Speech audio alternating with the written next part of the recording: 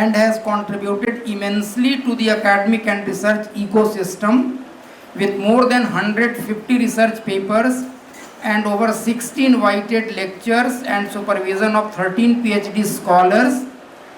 He has contributed in the field of fiber optic sensors and solid state sensors, and he is widely recognized for these works.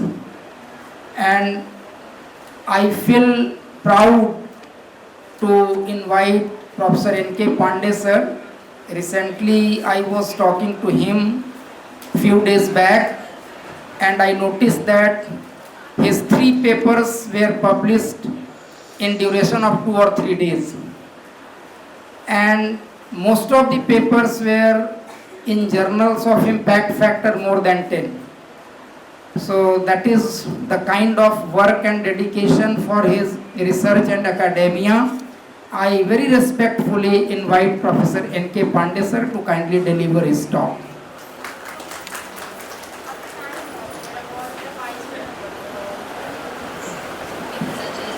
Hello. Thank you very much.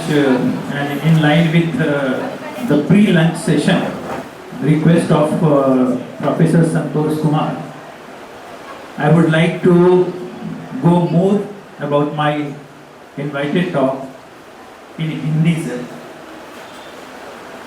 because that was the request you made to them. Yes. And it was my lecture was, as you informed, scheduled before the lunch, and other speakers requested me to get them finished before the lunch.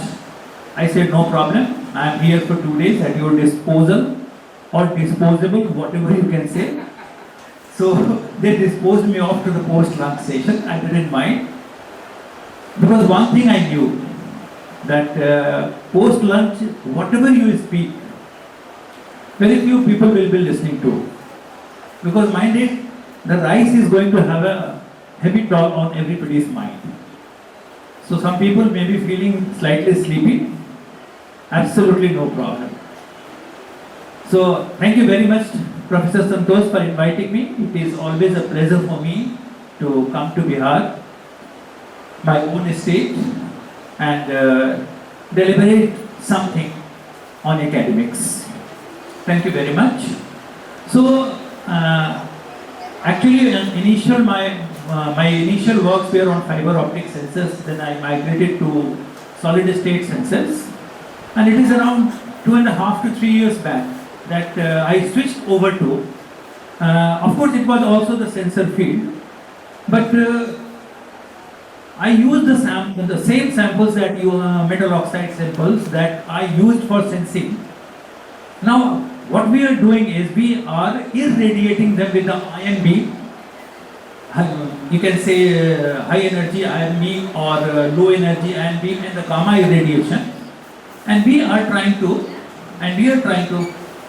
welcome sir.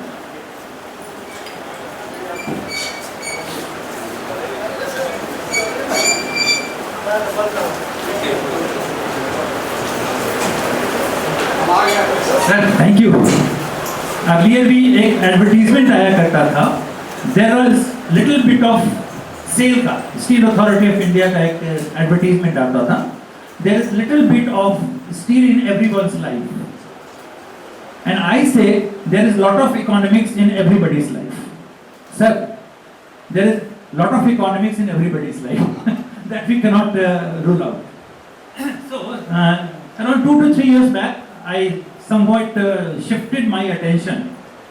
Of course, I continued my work in the sensor technology, but at the same time, the same metal oxides that we synthesized or samples we fabricated in our laboratory, we are irradiating them with heavy ion beam, high energy heavy ion beam, and low ion beam, and also gamma irradiation, and then we are characterizing them through various characterization techniques, and thereafter we are using them for the sensor. And we have found lot of advantages. I mean, there is lot of improvement in the sensing performance of these samples after they are irradiated with the ion beam. So this new work that I am going to present to you, that we are doing, not the old works that I have been doing. So this is something new, new work that I am doing. So I am going to talk about manipulating metal oxide properties through ion beam irradiation. Actually, the abstract that I have sent had also a clause attached to it and its application for the hydrogen gas sensing. But the second part is applicable only if the chairman of the session will permit me more time. Otherwise, I will finish with this one. So depending on how much time I have, so that I'll be doing. So, with metal oxides, we have a lot of opportunities. You can see metal oxides are getting their applications in many fields. And why? Because of their versatile properties. Many properties they have got, like you can say electromagnetic. They are used in electromagnetic devices, and then gas sensing, photocatalysis. Metal oxides' structural integrity and electrical properties play key roles. And I think large number of researchers are still doing work on the metal oxides, and metal oxides have an infinite potential for working in. Absolutely no doubt about it. So they offer a lot of opportunities for working in this field. However, the challenges are there. That is engineering the synthesis process or post-synthesis treatment. Because any metal oxide that we want to use for any application, we have to tune the properties of the metal oxides for that particular properties. And the challenge lies how you tune the properties. So different kinds of strategies have got to be taken up.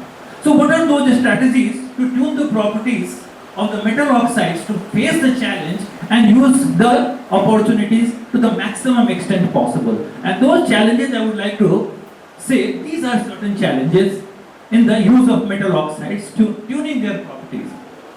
Like for example, doping and mixing. Many of the labs in India, even in Patna maybe, using doping and mixing. And in the earlier lecture also we had seen that what the composition that we had to take up. So mixing and doping is one such method of strategizing how to get that particular property, specific property, that can be used for a specific use.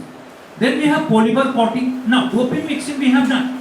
Lot of works. I have shown only 2 or 3 over here, doping mixing, but we have large number of papers on doping and mixing of metal oxides and use for the application of sensing. Then composite formation is there.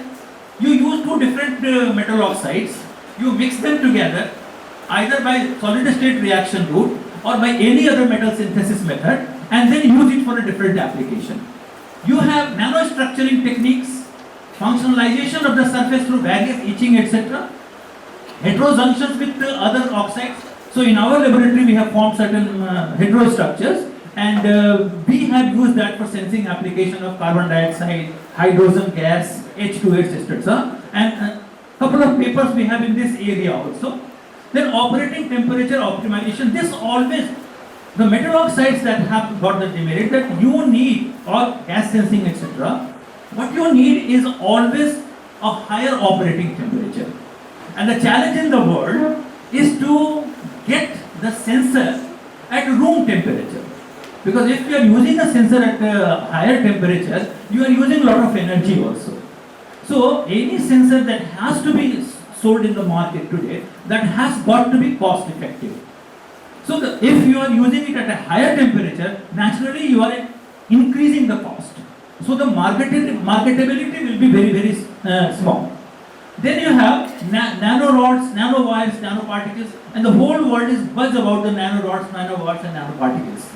And then the last strategy that I have given in the red is what I am going to present today, is techniques using ion beam irradiation. So we have gamma irradiation, low ion beam irradiation, swift heavy ion beam irradiation. In the form of gamma irradiation, we just have got, you can see from here, that you can see over here, a gamma irradiation induced. This has just come out in the June of 2025 in a very high impact factor journal. This work has come out, and I think it is going to be published on 18th September. So it is in the month of September itself that again gamma irradiated work has been accepted for publication. And then comes swift heavy ion beam. This is one of the pioneering works that we are doing in collaboration with the Inter-University Accelerator Center Delhi, and we just have a publication of this one in, you can see over here, chemical engineering having an impact factor of 13.4. So these ones we are using quite a bit. We are also working in the low ion beam irradiation. The only difference between the low ion beam irradiation and swift heavy ion beam irradiation is that when you are using a swift heavy ion beam, you are penetrating and damaging the material inside, creating defects inside. But you are not implanting the atoms inside the material. And if you are using low ion beam irradiation, that means those ions or atoms that you are sending inside the material metal oxides, they are being implanted either at the lattice sites or in the interstitials. They will not be creating defects. So the difference between the two things, swift heavy ion irradiation and the low ion beam irradiation, is that in the swift heavy ion beam you are creating defects, and in the low ion beam you are implanting an ion inside that material. That is what is important. So let us see what these are. Swift beam irradiation is an effective approach, because I know that most of the people here are not aware about the ion beam technology. Therefore, it is imperative for me to give some introduction about it if it is to be understood by most of the persons present over here. So I will be giving a brief about the fundamentals of what we are doing, and then if time permits, I will be going into the core research that we are doing, and I will be showing a part thereof. So, SHI, that is swift heavy ion beam irradiation, is an effective approach today. This irradiation is used to tailor the properties of metal oxide semiconductor thin films by introducing, what do? We are introducing defects in them, lattice strain, structural transitions, and other changes we introduce. And these very changes that we are introducing by swift heavy ion beam, those changes are being utilized for sensing application. Now, it is uninteresting what kind of morphological, structural, and optical properties of WO2 thin films these devices are changed, what properties are changed, and in what kind of applications we can make use of them. That is what my purpose is. अच्छा, yes, one thing. So एक बात बता दीजिए, मैं sir अंग्रेजी ज़्यादा बोल रहा था क्या? Oh, I'm so sorry, मैंने प्रॉमिस किया कि मैं ज़्यादा हिंदी में बोलूँगा और मैं बोलता चला गया. अच्छा, चेयरपर्सन का यही अच्छा काम होता है, वो इंटरप्ट करके बता सकता है, सर थोड़ा सा मॉडिफाई कर दीजिए. बहुत बहुत धन्यवाद. So, एक्चुअली जो टेक्निकल चेयर को करता है ना, उसको बहुत डिफिकल्ट काम होता है. जो बड़े बड़े स्पीकर्स बोल रहे होते हैं और टाइम ज़्यादा एक्सीड करने लगते हैं, तो एक छोटा सा पर्ची ले करके उनके सामने रखते हैं कि सर अब खत्म कर दीजिए, टाइम बहुत हो गया है. तो बड़ा डिफिकल्ट काम होता है. सो ना, ये देखिए डिफरेंट काइंड्स ऑफ एप्लीकेशंस को शो किया गया है इसमें कि डिफरेंट टाइप्स ऑफ प्रॉपर्टी. ये इसमें डिफेक्ट्स, जैसे ये येलो वाले कराए गए हैं, ऑक्सीजन वैकेंसी क्रिएट किया गया है. आपने आयन बीम को इरेडिएट किया, वहां से ऑक्सीजन वैकेंसी क्रिएट हुआ, चार्ज वहां पर, चार्ज का जो डिस्ट्रीब्यूशन है वो चेंज किया और उस प्रॉपर्टी को आपने यूज किया.